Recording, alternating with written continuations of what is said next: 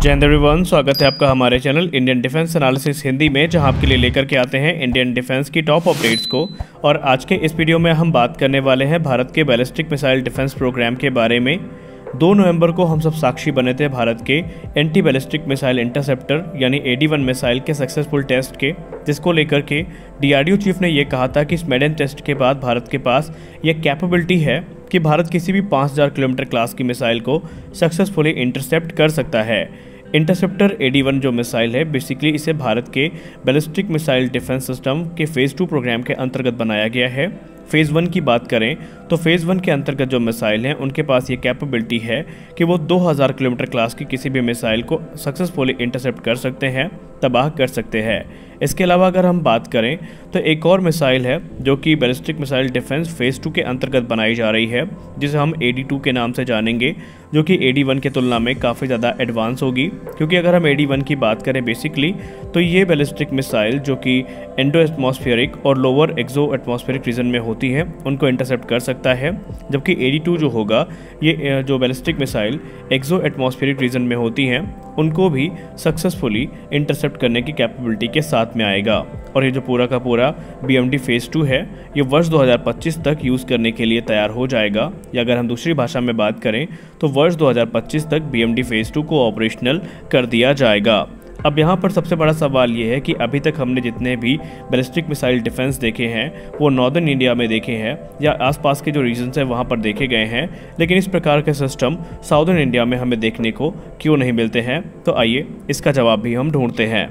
हम लोगों ने रिपोर्ट के माध्यम से पहले भी आपको अवगत करवाया है कि जो BMD सिस्टम है बेसिकली इनको वेस्टर्न, सेंट्रल या नॉर्दर्न पार्ट जो कि इंडिया के हैं वहाँ पर डिप्लॉय किया जाएगा। और ये डिप्लॉय करने के पीछे कारण एक ये भी है कि पाकिस्तान और चीन की जो थ्रेट्स हैं वो सबसे ज़्यादा इधर ही हैं, और उनको काउंटर करने के लिए जो BMD सिस्टम्स हैं इनको डिप्लॉय किया जा रहा है। हालांकि अभी तक इंडिया के साउदर्न पार्ट में जो BMD डिप्लॉयमेंट है इसकी कोई भी खबर सामने नहीं आई है। तो यहाँ पर सवाल ये उठता है कि क्या होगा अगर चाइना या पाकिस्तान जो अपने सबमरीन्स हैं या जो नेवल शिप्स हैं इनकी सहायता से भारत पे मिसाइल अटैक करता है। तो ऐसे में हम खुद को कैसे बचाएंगे? क्या हमारे पास उस स्थिति में कोई ऐसा सिस्टम होगा जो हमको प्रोटेक्ट कर पाएगा, या हमारे पास कोई ऐसा सिस्टम होगा जो इसकी इन्फॉर्मेशन हमें दे पाएगा? क्योंकि भारत के पास इस समय लगभग 2 एक्टिव एयरक्राफ्ट कैरियर हैं, और चीन अगर चाहे तो अपने जो हाइपरसोनिक मिसाइल्स हैं या बैलिस्टिक मिसाइल्स हैं उनकी सहायता से उन पर अटैक कर सकते हैं। और जो एयरक्राफ्ट कैरियर है वो एक आसान टारगेट भी बन के सामने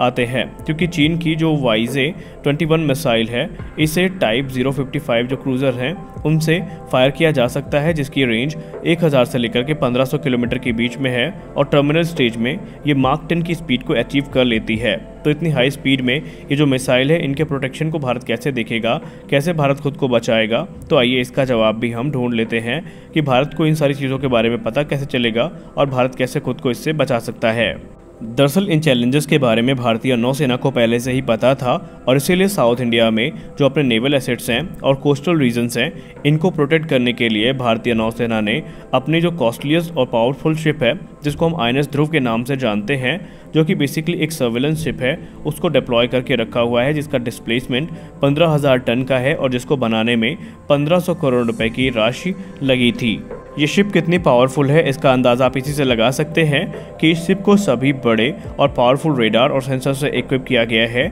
जो कि हर प्रकार के मिसाइल्स को ट्रैक कर सकते हैं, फिर चाहे वो अग्नि प्राइम हो, अग्नि 5 हो, अग्नि 3 हो, या फिर एडवर्सरी की कोई मिसाइल हो, उसको भी ये ईजिली डिटेक्ट कर सकते हैं और बहुत पहले ही समय से उसको ट्रैक कर सकते हैं, ताकि उससे बचने के जो उपाय हैं उनको डिप्लॉय किया जा सके। इनफैक्ट यहाँ पर रिपोर्ट्स ये भी कहती हैं कि शिप इतनी पावरफुल है कि ये जो ओशन बेड है उनकी मैपिंग के लिए भी काम आ सकती है, और एनिमी सबमरीन के डिटेक्शन में भी ये एक अहम भूमिका निभाती है। गौर करने वाली बात एक ये है कि जो हमारा INS ध्रुव है ये स्पाई सैटेलाइट्स को भी डिटेक्ट और मॉनिटर करने की कैपेबिलिटी के साथ में आता है, और इसीलिए इसे काफ़ी महत्वपूर्ण माना जाता है, क्योंकि भारत इनको अगर ईस्ट कोस्ट से भी ऑपरेट करता है तब भी भारत गल्फ ऑफ एडन से लेकर के साउथ चाइना सी तक अपनी जो नज़र है वो बना के रख सकता है। यहाँ पर अगर हम बात करें इसके प्राइमरी सेंसर्स की या प्राइमरी रेडार की, तो इस शिप में जो प्राइमरी एक्स बैंड रेडार है वो इस्तेमाल किया जाता है, और secondary S band active electronically scanned array radar इस्तेमाल किया जाता है। इसके अलावा इसमें मल्टीपल मिसाइल ट्रैकिंग एंटीनास का इस्तेमाल किया जाता है जो कि अलग अलग स्पेक्ट्रम को स्कैन कर सकते हैं और इसके अलावा जो एडवर्सरी की मूवमेंट है उस पर भी नज़र बना के रख सकते हैं। अगर हम आसान शब्दों में बात करें तो बेसिकली इंडियन ओशन की जो ECG है वो इस शिप की सहायता से प्राप्त करी जा सकती है और इसीलिए INS ध्रुव को काफ़ी महत्वपूर्ण माना जाता है और चाइना की जो सी बेस्ड मिलिट्री डॉक्ट्रिन है उसको भारत का जवाब भी माना जा रहा है। उसके बाद दूसरी शिप हमारी आती है INS अन्वेष। आइए इसके बारे में बात कर लेते हैं कि कैसे INS अन्वेष भी हमारे लिए काफ़ी ज़्यादा महत्वपूर्ण है।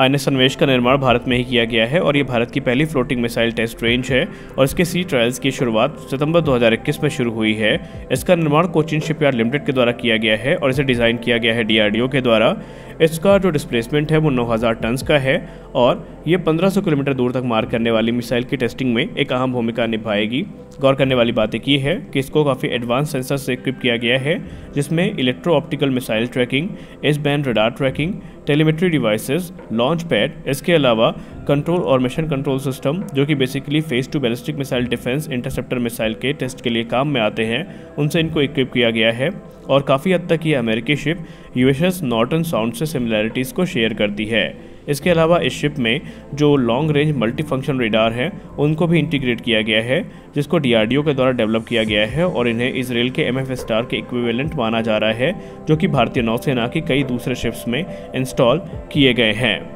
INS अन्वेष का महत्व एक इसलिए भी ज़्यादा है क्योंकि ये भारत के जो फ्यूचरिस्टिक मिसाइल प्रोजेक्ट्स हैं उनको स्पीड अप करने के काम में आएगी और ये एक रेडीमेड सेफ्टी कॉरिडोर प्रदान करेगी मिसाइल टेस्टिंग के लिए और जो एक बड़ा लेंदी प्रोसेस होता है नोटम को इशू करने का जो कि उस इलाके के शिप्स और एयरक्राफ्ट को इशू किए जाते हैं उससे भी भारत बच सकेगा। गौर करने वाली बात एक ये है DRDO का प्लान ये है कि आगे INS अन्वेष को और भी ज़्यादा यूटिलाइज़ किया जाएगा मिसाइल टेस्टिंग और दूसरे जो काम है उनमें ताकि जो अलग अलग रेंज के टॉर्पीडोज़ और मिसाइल हैं उनको टेस्ट किया जा सके। और भारतीय नौसेना प्लान तो ये भी कर रही है कि INS अन्वेष जो है इसका इस्तेमाल एक टेस्ट और लॉन्च प्लेटफॉर्म के लिए किया जाएगा जो कि नेवल 82 इंटरसेप्टर मिसाइल्स के लिए होंगे जिसका मतलब ये है कि इंडियन नेवी भी 82 जो मिसाइल्स हैं उनका इस्तेमाल जो बैलिस्टिक मिसाइल थ्रेट्स हैं उनको काउंटर करने के लिए आगे भविष्य में करने वाली है। तो आज के इस वीडियो में हमने बात करी भारत के बैलिस्टिक मिसाइल डिफेंस प्रोग्राम और कैसे भारत के जो कोस्टल एरियाज़ हैं उनकी सुरक्षा को सुनिश्चित किया जा सकता है उसके बारे में।